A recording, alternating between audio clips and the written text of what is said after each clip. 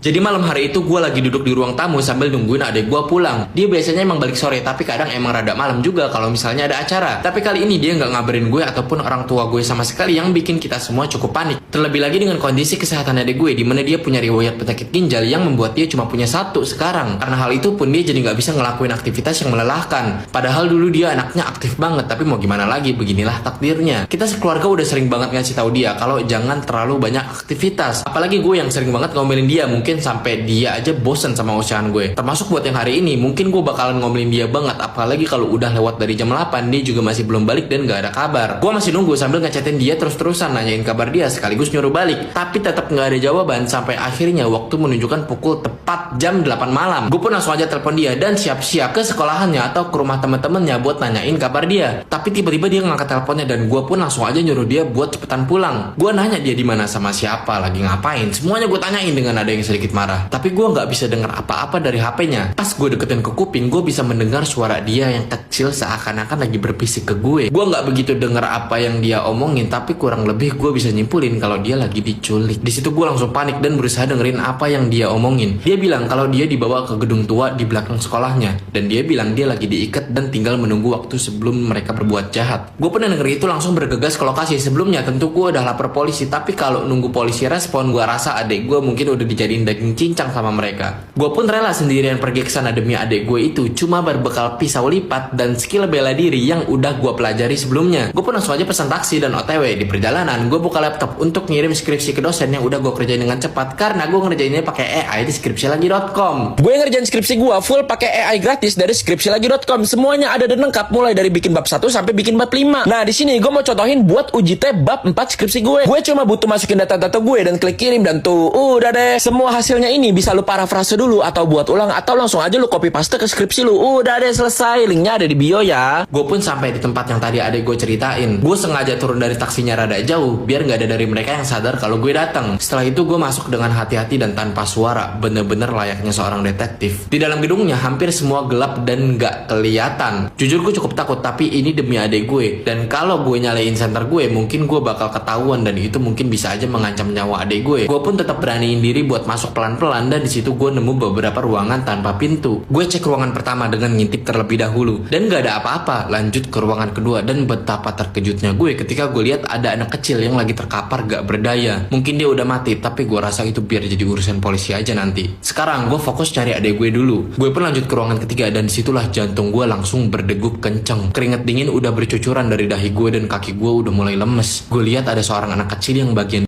udah kebuka lebar dan organ di dalamnya udah hilang.